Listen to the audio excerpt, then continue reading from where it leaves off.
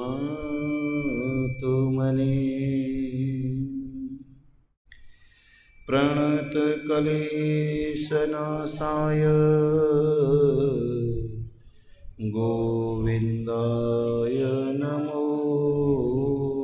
नमः। वसुदेवसुतं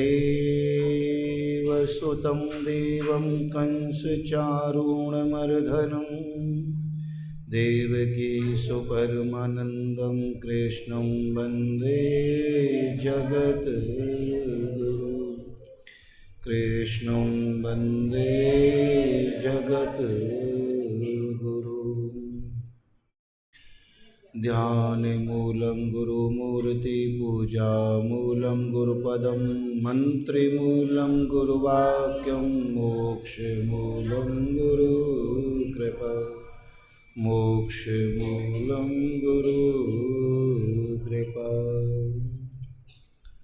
जय जय जय राधा रमण जय जय नवल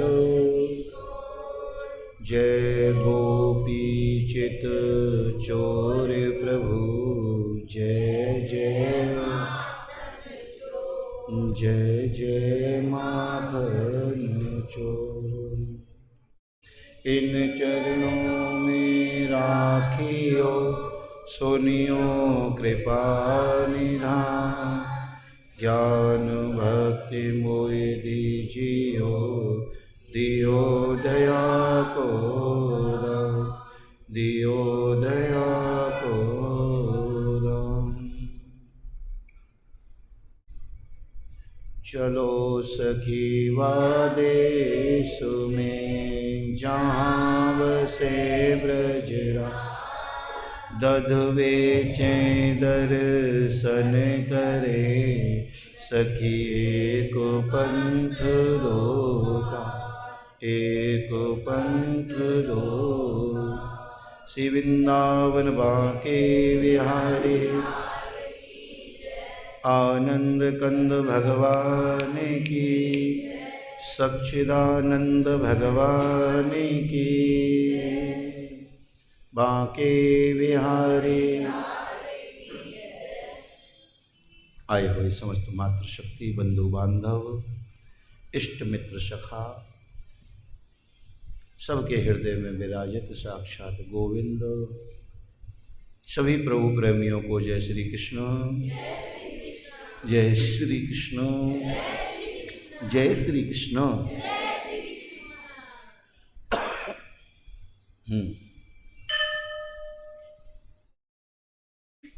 तो हम और आप सब ज्ञान घाट पर एकत्रित होकर के अपने जीवन का कल्याण करने के लिए मनुष्य तन न जाने कितने यत्न और प्रयत्न करने के बाद मिलता है और हम और आप सब बड़े सौभाग्यशाली हैं कि मनुष्य तन को पाकर के हम इसको पावन कर रहे हैं पवित्र कर रहे हैं भगवान के श्री चरणों में बैठ कर के भगवान के चरित्रों का गुणगान कर रहे हैं। नारद जी महाराज से प्रश्न करते हैं पृथु जी महाराज कि महाराज कार्तिक का महीना चल रहा है और कार्तिक के महीने में तो महाराज पूजा किसकी होती है? दामोदर के साथ हैं राधा दामोदर। डर के मत बोलो, कोई टेस्ट नहीं हो रहा। राधा दामोदर। तो महाराज भगवान श्री कृष्ण की जो धर्म पत्नी जी हैं वो तो रुक्मिणी जी हैं और पूजा जो है राधा जी की हो रही है। ऐसा क्यों कि भाई अब जो पूजा है वो तो उसी की होनी चाहिए जो उनकी धर्म पत्नी है और तुम पूजा करा रही हो राधा जी की और महाराज पत्नी है रुक्मिणी। मेरी समझ में नहीं आया महाराज ये बात। कृपा करके प्रभु मेरे मार्गदर्शन करो कि ये क्या है सब। तो कहने लगे सुनो,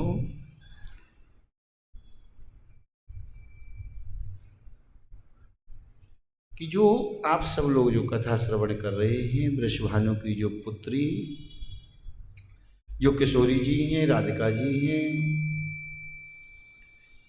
इनके साथ में भगवान की जो पूजा की जा रही है उसका कारण है इनका पूर्व जन्म। क्या कारण है? पूर्व जन्म। हमारा तुम्हारा जो जन्म है इसका भी कारण है।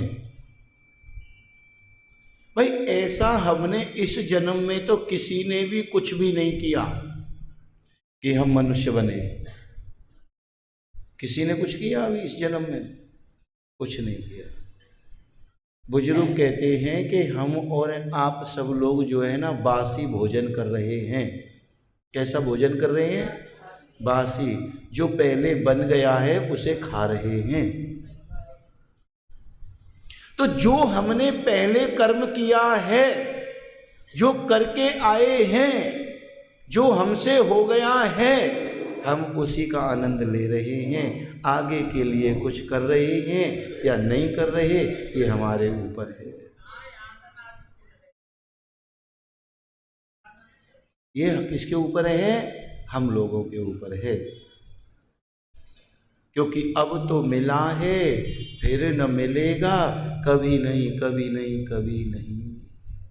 मनुष्य जन्म अनमोल रे, माटी में ना रोल रे। अब तो मिला है फिर न मिलेगा, कभी नहीं कभी नहीं कभी नहीं। तो अब मिल गया है तो हमें क्या करना? इसका आनंद लेना है। और आनंद क्या लेना है? आनंद भगवान की भक्ति का लेना है। आनंद क्या लेना है? आनंद भगवान के संकीर्तन का लेना है। आनंद क्या लेना है? आनंद भगवान की कथा का लेना है। आनंद क्या लेना है? भगवान की सेवा का लेना है। जब ही हमारे और तुम्हारे जीवन का कल्याण हो सकता है।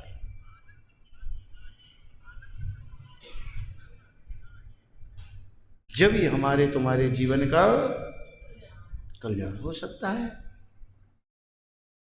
संसार परमात्मा ने बनाया है। संसार को परमात्मा ने छोड़ने के लिए कभी भी कहीं भी नहीं कहा कि संसार को छोड़ दो। पर परमात्मा ने ये भी नहीं कहा कि संसार के चक्कर में तुम मुझे छोड़ दो। भगवान कहते हैं जैसे संसार को याद रखते हो उस संसार में तुम मुझे भी याद रखो कि जो हमें दिया गया है, जो हमें मिला है, जिसने हमें दिया है उसे हमें भूलना नहीं है।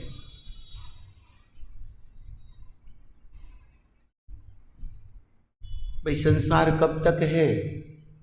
जब तक श्वास है। वो श्वास दी किसने है और उसे भूल रहे हैं मैत्रीपूर्ण को।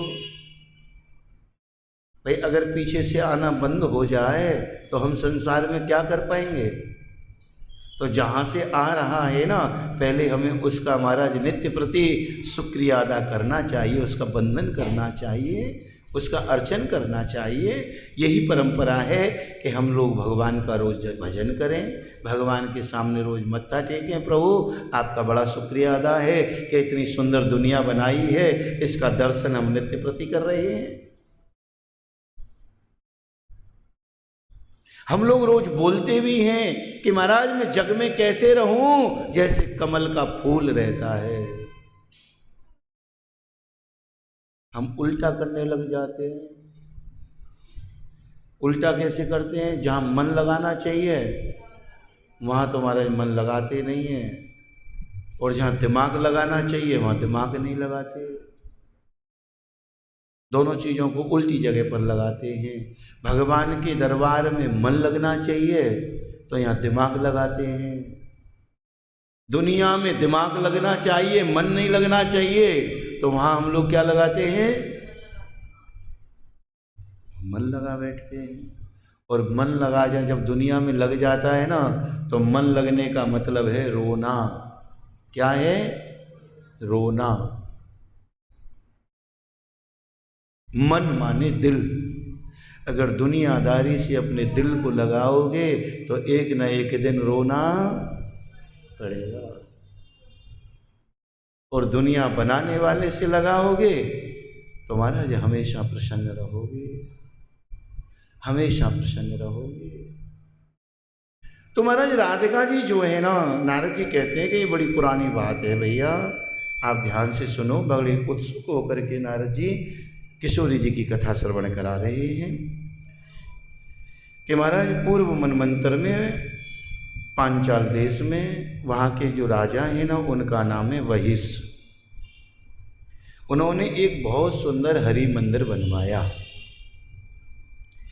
भगवान का जो मंदिर होता है वो मंदिर सुंदर कैसे है कि जिसमें महाराज परमात्मा की जो प्रतिमा होती है ना, वो कैसी होती है, लोहावनी। एक गाना है कि तेरे चेहरे से नजर नहीं हटती, नजारा अब क्या देखें। हे परमात्मा, जब हम तुझे देख लेते हैं दुनिया को देखने का दिल ही नहीं करता। अब दुनिया को देखें तो क्या देखें? दुनिया में है क्या जो देख लें, जो तेरे अंदर नहीं है, जो दुनिया में है? किस में देखें, क्या देखें? जो कुछ है वो तो सब तेरे अंदर है। अगर एक अच्छा प्रेमी है तो तू है, एक अच्छा पिता है तो तू है।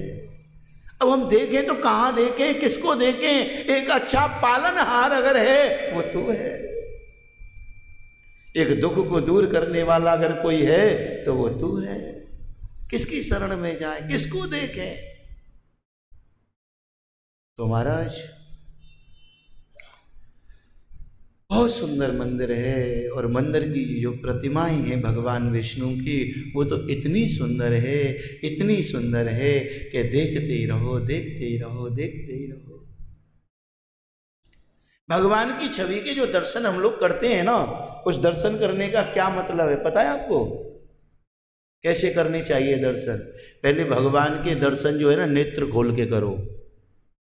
और जब नेत्र खोल के दर्शन कर लिए ना, तो फिर हमें क्या करना चाहिए?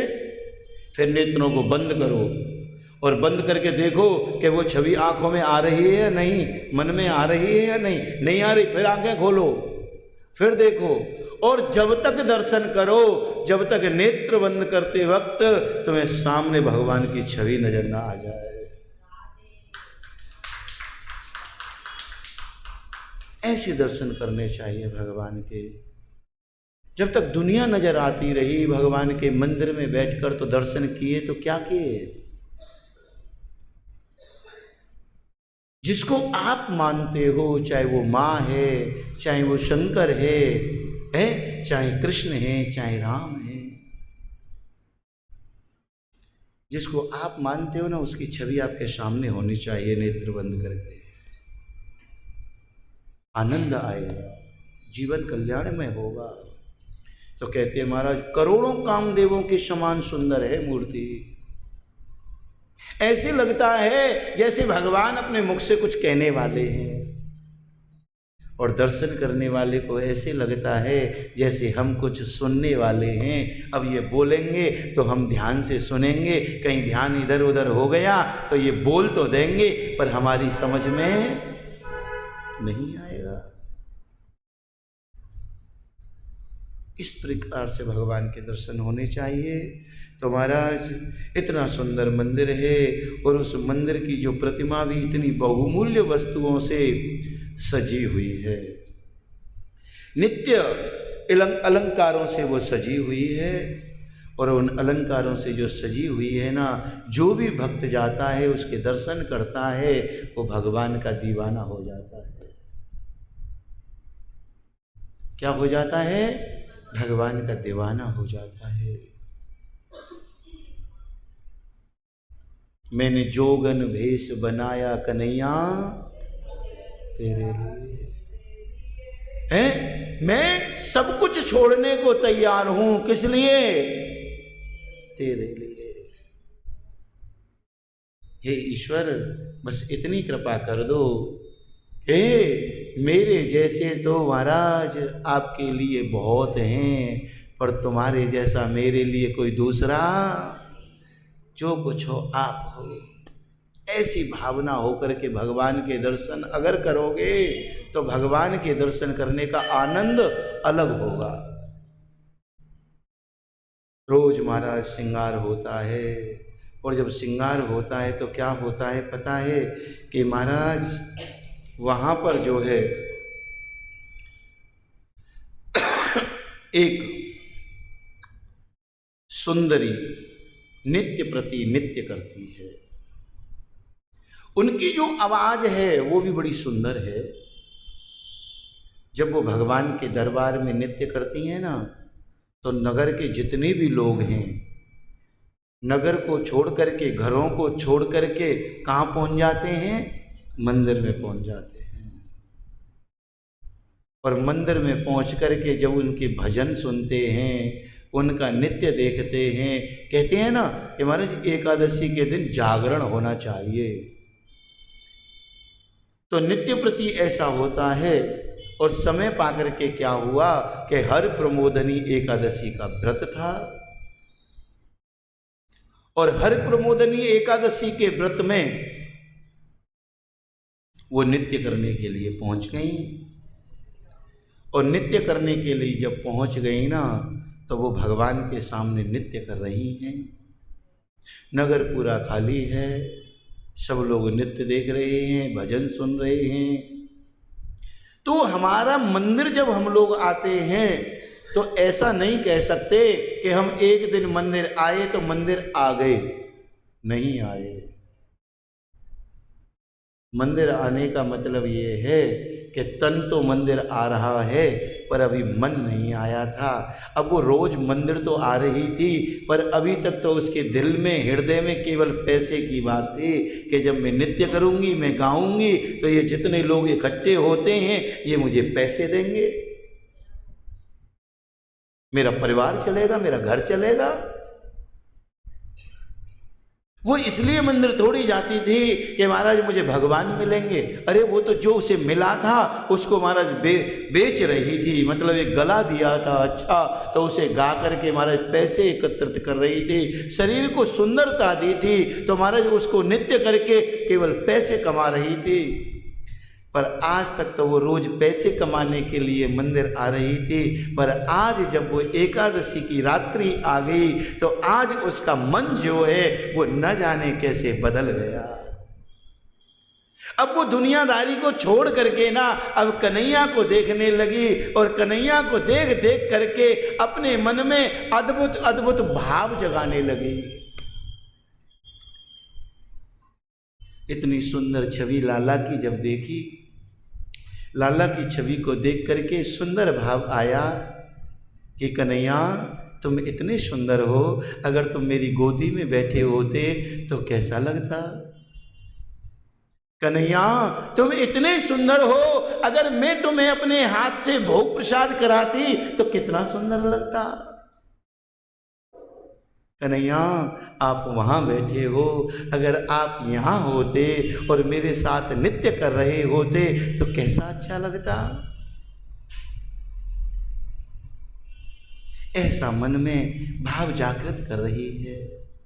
कन्हैया मैं तो यही कह रही हूँ कि एक बार तुम मेरे साथ उस प्रतिमा से निकल के बाहर आ जाओ और मेरे साथ नृत्य करो, मेरे साथ रास करो, और मुझे कुछ नहीं चाहिए।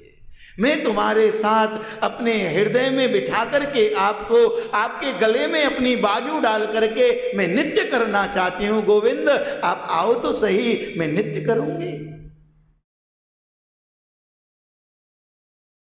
ऐसा सुंदर भाव लेकर के अब तो आज तक की भावना बदल गई। अब भावना तो गोविंद के प्रति हो गई, परमात्मा के प्रति हो गई। तो धीरे धीरे जब हम लोग रोज मंदिर आते हैं तो भावना तो कुछ और लेकर के आते हैं। जैसे संसार में आपने देखा होगा कि जब पहले दिन हम लोग मंदिर आए तो हमें पता नहीं था कि ये मंदिर किसका है, ये भगवान कौन है।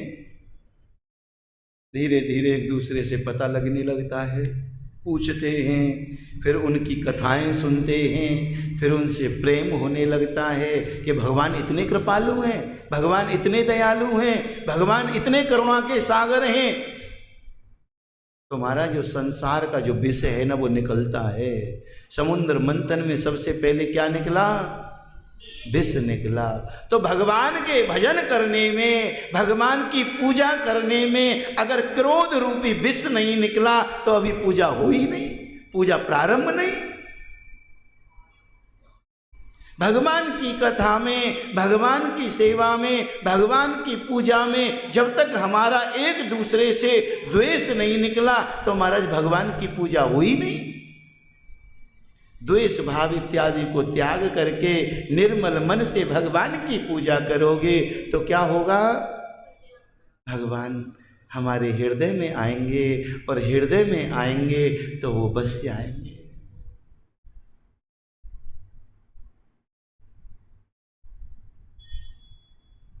तो महाराज जब वो नित्य कर रही है, भगवान के सुंदर श्रृंगार की अद्भुत व्याख्या कर रही है कि हे गोविंद, आपके गले में जो हार है ना, ये तो अलग ही चमक रहा है। आपके जो कटीले नेत्र हैं ना, ये तो मेरे मन को लुभा रहे हैं, और मन को लुभाने के लिए जो आपके होठों पर मंद मंद मुस्कान है। आज तक तो प्रभु ये दिल दुनिया में था, पर आज ये दिल जो है तुम्हारे श्री चरणों में आ गया है। तुम्हारे श्री चरणों में आ गया है। तेरी मंद मंद मुस्कनियां पे बलिहार सावरे, बलिहार साव। हे गोविंद, आज मैं बलिहार कर रही हूं, आपको समर्पण कर रही हूं अपने आप को। अपने आप को आज उस चंद्र कीर्ति ने भगवान के चरणों में समर्पण कर दिया। और कहती है, हरि ऐसे बसो मेरे मन में, जैसे तुलसी बसे आंगन में। हरि ऐसे बसो मेरे मन में, जैसे तुलसी बसे आंगन में। हरि ऐसे बसो मेरे मन में, जैसे तुलसी बसे आंगन में। हरि ऐसे बसो मेरे मन में। बोलो,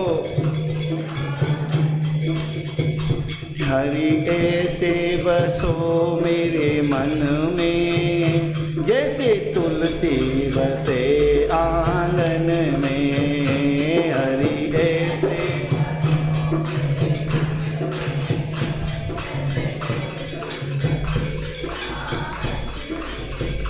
जैसे फूलों में खुशबू है रहती, वो हमको नजर नहीं आती। जैसे फूलों में खुशबू रहती, वो हमको नजर नहीं। ऐसी खुशबू फैला दो मेरे मन में, कोई देखे ना तुमको हम में। ऐसी खुशबू फैला दो मेरे मन में, कोई देखे ना तुमको हम में। हरि ऐसे बसो मेरे मन में।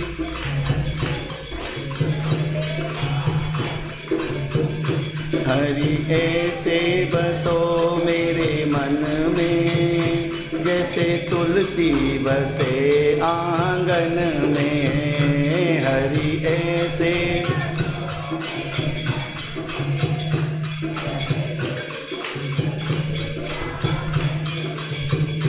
जैसे मेहंदी में रंग है रहता, वो किसी को नजर नहीं आता। जैसे मेहंदी में वो किसी को नजर नहीं आता, वो किसी को नजर नहीं। ऐसा रंग तो रंगा दो मेरे मन में, कोई देखे ना तुमको हम में। ऐसा रंग तो रंगा मेरे मन में, कोई देखे ना तुमको हम में। हरि ऐसे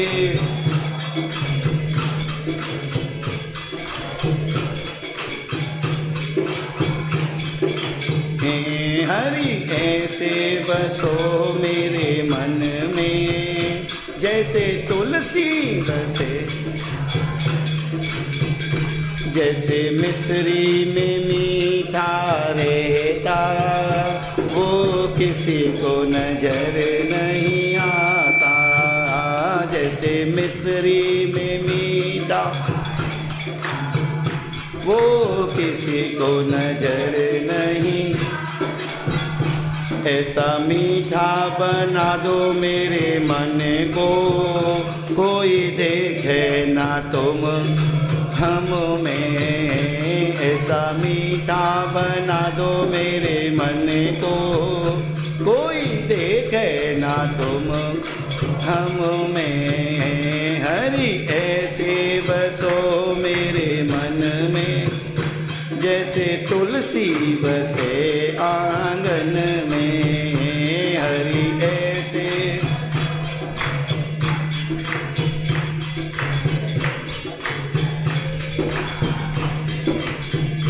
जैसे सागर में गहरा पानी, वो किसी को नजर नहीं आता। जैसे सागर में पानी है गहरा, वो किसी को नजर नहीं आता। जैसे सागर में पानी है गहरा, वो किसी को नजर नहीं। ऐसा गहरा बना दो मेरे मन में, कोई देखे ना तुमको हम में। ऐसा गहरा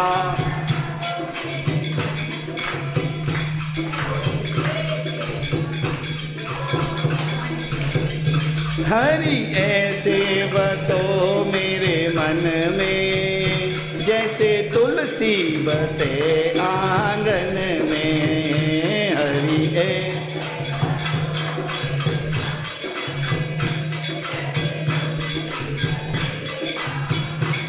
नित्य कर रही है और नित्य करते करते क्या कह रही है, गोविंद अब तो तुम मेरे हृदय में बस जाओ और मुझे संसार में कुछ नहीं चाहिए। जब ऐसा नित्य करते करते क्या हुआ, गिर गई।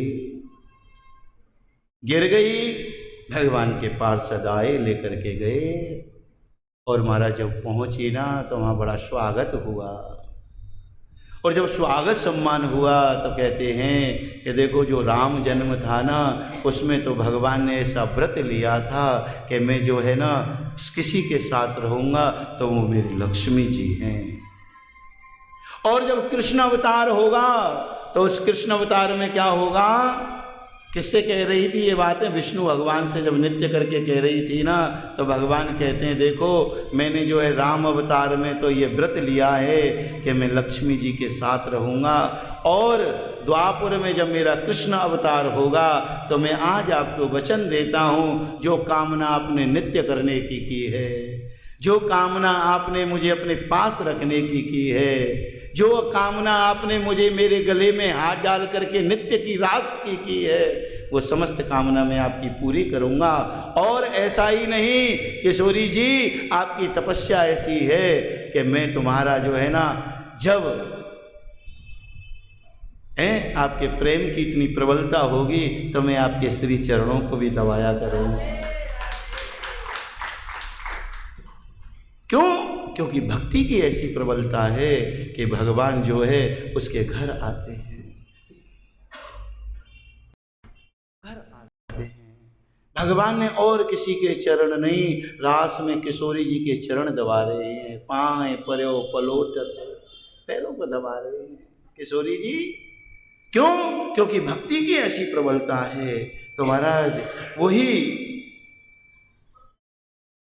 जो चंद्रिका है वो कहाँ अवतार लेकर के आती हैं कि उन्होंने बताया ब्रह्मा जी ने कि महाराज ब्रज में एक बरसाना गांव होगा और बरसाने गांव में वृषभानु होंगे और वृषभानु के यहाँ तुम्हारा जन्म होगा।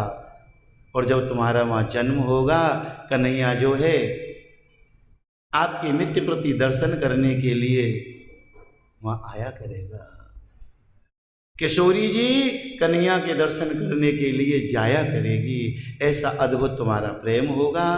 तुम राधा नाम से जानी जाओगी। और तुम पूर्व जन्म में चंद्रकीर्ति देवांगनाएं थीं। एकादशी के व्रत के जागरण से, एकादशी के व्रत के प्रभाव से वो जो तुम्हारी कामना थी अब वो पूर्ण होती है। तुमको महाराज सब लोग कन्हैया को कम और राधा के नाम से ज़्यादा पुकारी जाओगी। क्यों? क्योंकि जो राधा राधा गाएगा कृष्ण वहाँ दौड़ा दौड़ा आएगा। इसलिए आप राधा के नाम से जानी जाओगी। इसीलिए कार्तिक के महीने में कृष्ण और दामोदर की पूजा होती है। बांके बिहारी लाल की, श्रीमन नारायण नारायण बोला करो भैया।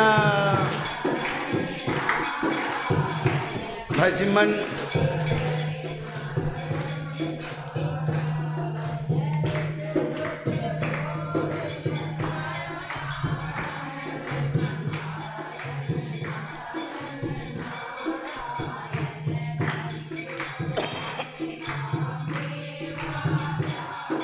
सागे बिधुरे घरे